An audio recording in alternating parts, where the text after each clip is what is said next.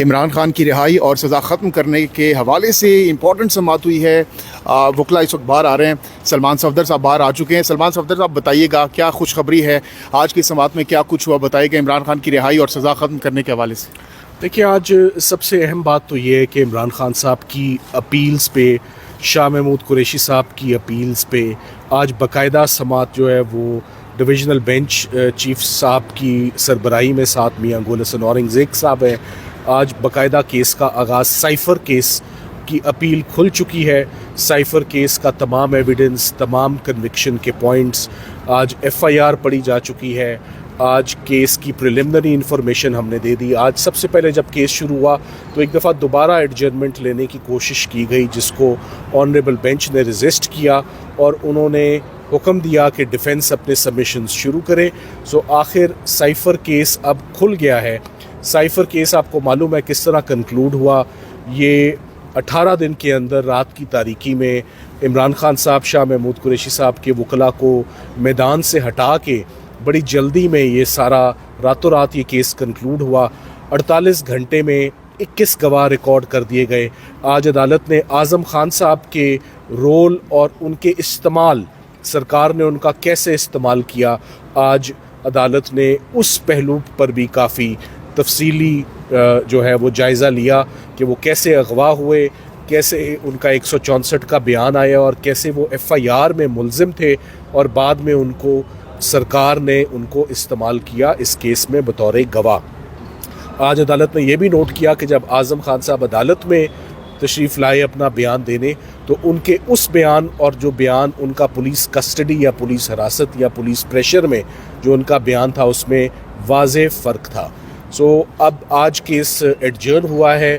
Next week के लिए कुछ पेपर बुक्स नहीं बनी हैं और कुछ सरकार की जानिब से जो जज वकील साहब जो उनको अपॉइंट किया गया है, फॉर्मर जज हैं हामिद अली शाह साहब, उन्होंने कुछ तैयारी का मौका मांगा है जो कि उनको वो मौका भी मिल गया है और साथ ही साथ में पेपर बुक्स भी बन जाएंगी। सो यहीं से केस रिज्यूम होगा। मंडे वाले दिन साइफ़र से उसका आगाज़ होगा।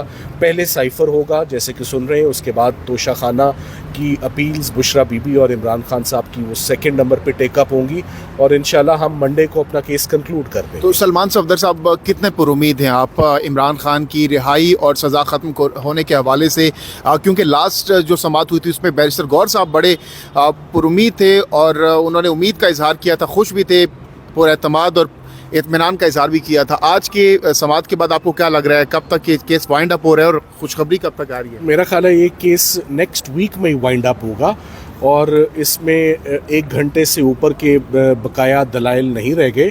15 से 20 मिनट में कुछ एविडेंस पड़ी जाएगी और उसके बाद वेरी स्विफ्टली हम अपने तमाम सबमिशंस कोर्ट के आगे रखेंगे कि इस केस को कैसे कंक्लूड किया गया और इसमें कैसे ये सज़ा ऑफिशियल सीक्रेट्स एक्ट की बनती ही नहीं है। ऑफिशियल सीक्रेट्स एक्ट का इतलाक़ ही नहीं होता, ये एंटी स्टेट एक्टिविटीज़ ही नहीं है। सो मैं 100% ऑप्टिमिस्टिक हूँ कि ये एक्विटल का केस है और ये एक्विटल ही होगा। ये कभी FIR दर्ज ही नहीं होनी चाहिए थी, ये कभी प्रोसिक्यूशन स्टार्ट ही नहीं होनी चाहिए थी, क्योंकि इसमें कोई क्रिमिनल एक्टिविटी जो है वो दूर दूर तक मुझे तो इसमें नज़र नहीं आती। सुप्रीम कोर्ट की बेल की हेयरिंग ही काफ़ी थी कि सरकार को इरादा छोड़ देना चाहिए था ये एक मुकदमा चलाने का, मगर उसके बावजूद उन्होंने ये मुकदमा चलाया। सुप्रीम कोर्ट में वाज़े ऑब्जर्वेशंस आ गई थी कि ऑफिशियल सीक्रेट्स एक्ट की कोई वायलेशन नहीं हुई, कोई एनिमी स्टेट से कोऑपरेट नहीं हुआ, कोई फॉरेन पावर को फ़ायदा नहीं पहुंचाया, कोई नेशनल इंटरेस्ट के खिलाफ कोई काम नहीं हुआ, तो ये फिर ऑफिशियल सीक्रेट्स एक्ट की एप्लीकेशन कैसे होगी? अगर सर इस केस में कुछ भी नहीं है तो फिर किस तरह से इतनी जल्दी सजाएं दी गई? तो क्या और उन जजों का भी एहतसाब होगा, उनको सजाएं मिलेंगी कि जिन्होंने गलत जो है वो सजा दे के इतने टाइम? देखिए, बात ये है कि ऑफ कोर्स जज साहब ने जिस तरह ये ट्रायल कंक्लूड किया, इससे ये बड़ा तशवीशनाक मुकदमा है कि कैसे उन्होंने उनको CRPC को वायलेट करते हुए, आइन को वायलेट करते हुए, फेयरनेस के प्रोसीजर्स को वायलेट करते हुए बड़ी तेज़ी से उन्होंने मुलजिम को उसके वकील से महरूम रख के इमरान खान साहब को जेल के अंदर सेक्शन 14 की रिपीटेड वायलेशंस हुई हैं इसके अंदर। तो इतनी वायलेशंस के साथ इसको जस्टिफाई करना बड़ा मुश्किल हो जाएगा जज साहब के लिए। सो हम अपना केस ना सिर्फ इमरान खान साहब के लिए रखेंगे। हम जज साहब का किरदार ख़ास तौर पर इस अपील में हाईलाइट करेंगे आइंदा तो पेशी। सलमान सफदर साहब, आइंदा पेशी में अगर लेट सपोज ये फैसला आपके हक में आ जाता है तो फिर नेक्स्ट क्या होगा? खान साहब की रिहाई होगी या फिर मजीद रुकावटें भी हो सकती है खान साहब की रिहाई को लेकर?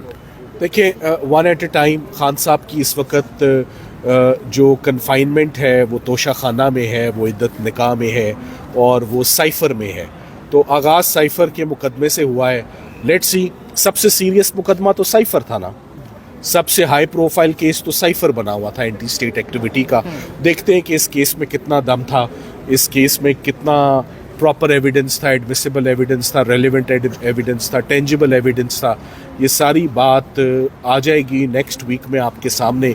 तो जो साइफ़र के केस का रिज़ल्ट आएगा ना, बाकी केसेस का भी वही आएगा। जहाँ इमरान खान इतने दिन, कितने महीने सब्र से, उन्होंने बड़े तहम्मुल से, बड़ी अपने क्या कहते हैं हाई मोरल के साथ उन्होंने अपना वक्त जेल में आराम से बैठे हैं। ना वो कुछ जल्दी में, ना वो कह रहे हैं कि मुझे निकालो, कुछ भी नहीं कह रही है। तो हम जल्दी में हैं सारे।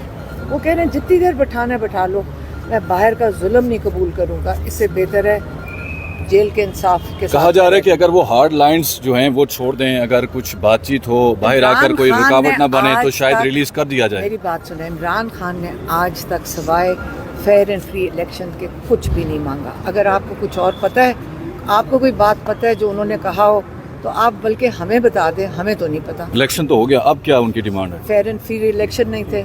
आपने जो सारी सीटें चोरी कर ली, सारी दुनिया को पता है। प्लीज़, अब एक 8 फरवरी का इलेक्शन था और एक 9 फरवरी का इलेक्शन था। जो 9 फरवरी के इलेक्शन के लिए इमरान खान ऑलरेडी कह चुके हैं। क्या पूरे पाकिस्तान को पता है? इसके अंदर आप कोई शक ही नहीं है कि 16 सीटों वाली एक जमात ऊपर आके पाकिस्तान के ऊपर मसलत कर दो। लोग तैयार नहीं हैं उनको कबूल करने के लिए। अब बात इमरान खान का वोट चोरी नहीं हुआ, लोगों का वोट चोरी हुआ है। वलीमा, आपने बात की थी अडालत जेल के बाहर कि इमरान खान ने कहा है कि मुफाहमत होनी चाहिए। इमरान खान ने कहा है कि मुफाहमत होनी चाहिए और ये भी कहा है कि करप्शन करने वालों के साथ बात नहीं हो सकती। तो फिर मुफाहमत किसके साथ और किन टर्म्स पे होगी? इमरान खान ने क्लियर किया है एक बात। वो अली मोहम्मद की कोई बात के ऊपर कोई कंट्रोवर्सी बनी थी, उसको उन्होंने क्लैरिफाई किया है कि उन्होंने क्या कहा था। मैं एग्जैक्ट उनके जो अल्फाज हैं वो सोच रही हूँ। उन्होंने कहा था कि जिन्होंने मैंडेट चोरी किया, जिन्होंने करप्शन किया और जिन्होंने इस मुल्क का पैसा लूटा है, अगर उनको आप कह रहे हैं कि उनके साथ truth and reconciliation Nelson Mandela की कैसे आप कर सकते हैं? क्योंकि फिर आप जेल के दरवाजे खोल दें और सबको बाहर निकाल दें। और उन्होंने कहा एक मुआशरे के अंदर क्या आप पैगाम दे रहे हैं कि अगर आप चोरी करें तो उनके साथ मुफाहमत आप करेंगे।